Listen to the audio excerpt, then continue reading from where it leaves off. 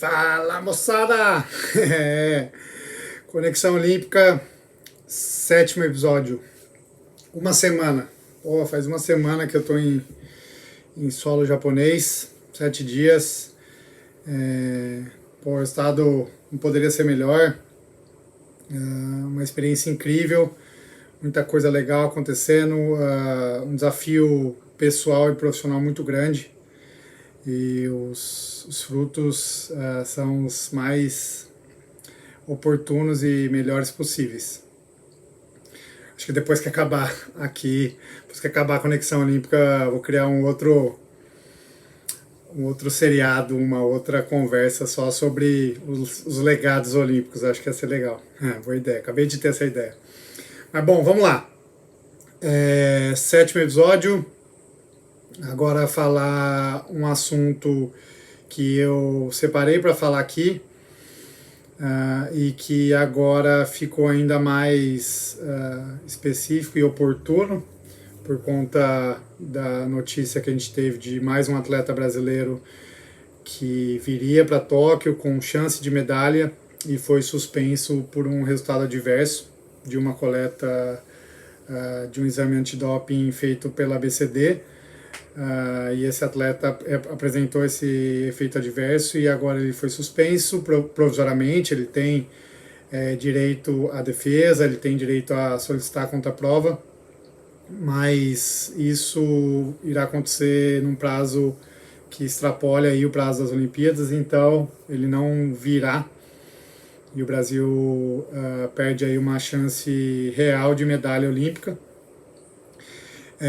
Doping é um assunto que eu falo com bastante frequência, inclusive antes de vir para cá, o último vídeo que eu havia gravado era sobre doping, falando especificamente sobre a questão do CBD e da cannabis, que era um assunto que estava em pauta naquele momento por conta daquela corredora americana que também foi suspensa pelo resultado adverso de cannabis no sangue. Mas eu queria falar um pouquinho sobre um outro assunto, sobre um outro tópico relacionado ao doping, que são os processos que são feitos os dopings e mais ou menos algumas questões que eu não consegui abordar naqueles 10 minutos. É muita coisa, tem muito assunto para falar sobre doping. E aí o que eu queria falar era especificamente nesse exemplo que a gente tem desse atleta brasileiro de levantamento de peso. Ele foi pego, ele apresentou um resultado adverso num período fora de competição. Então a gente tem duas possibilidades de testagem.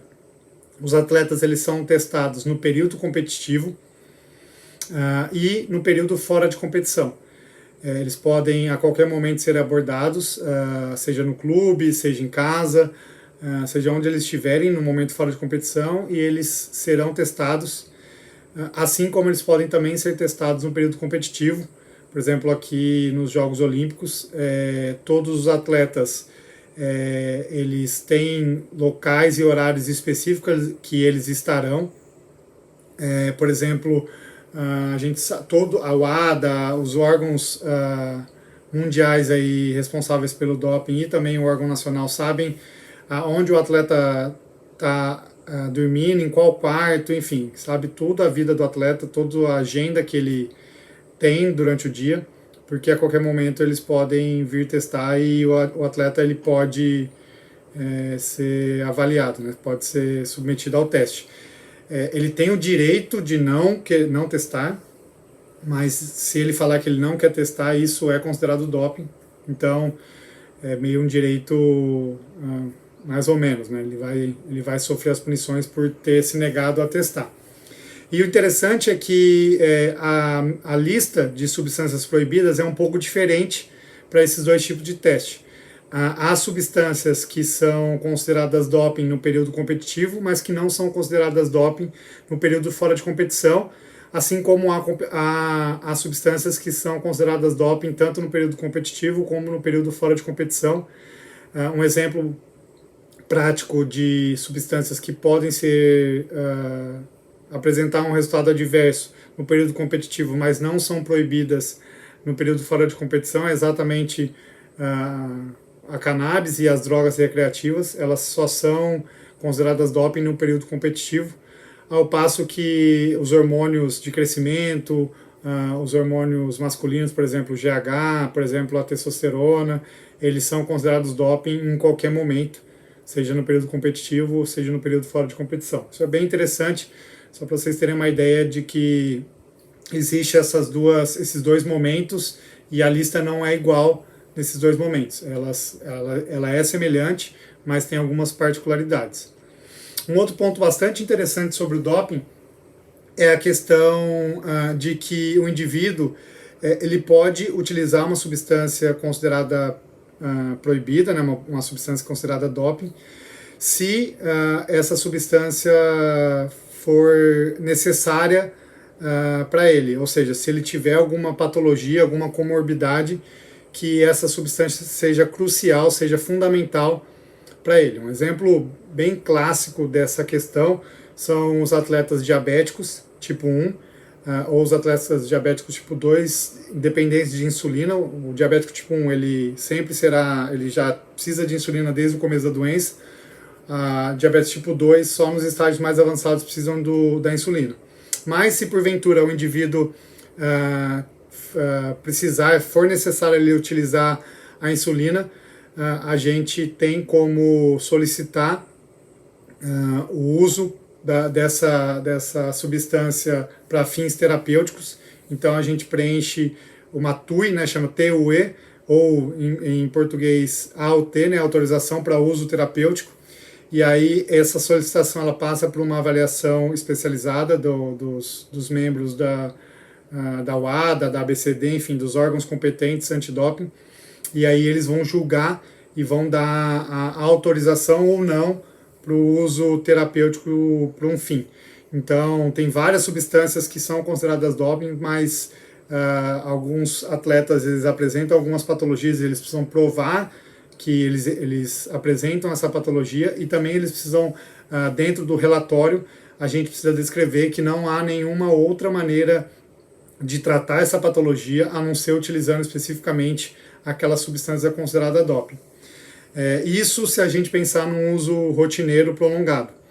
Tem também atletas que, porventura, têm alguma urgência, alguma emergência médica, e aí precisam fazer uso de alguma substância proibida de caráter de urgência. Obviamente a gente não tem tempo para pedir essa autorização que eu descrevi, e aí a gente pode utilizar essa medicação, essa substância, e depois a gente faz um pedido retrógrado, e aí passa por todo esse processo, o processo é o mesmo, mas aí a gente precisa ter certeza que a vida do atleta estava em risco e não teria nenhuma outra medicação, nenhum outro componente que poderia ser utilizado naquele momento, senão a vida do atleta estaria em risco.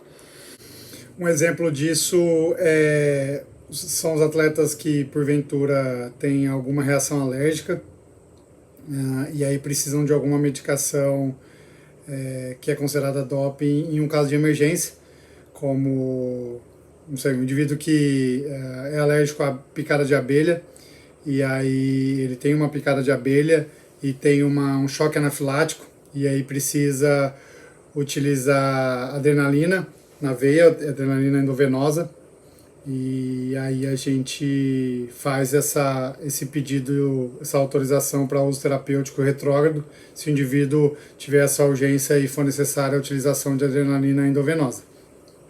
Bom, é isso. Estamos aqui à espera do início dos jogos, 5 dias, e vamos seguindo com mais notícias e informações. Mais uma vez, muito, muito obrigado pelo carinho da galera. E vamos junto. Valeu, moçada. Até mais.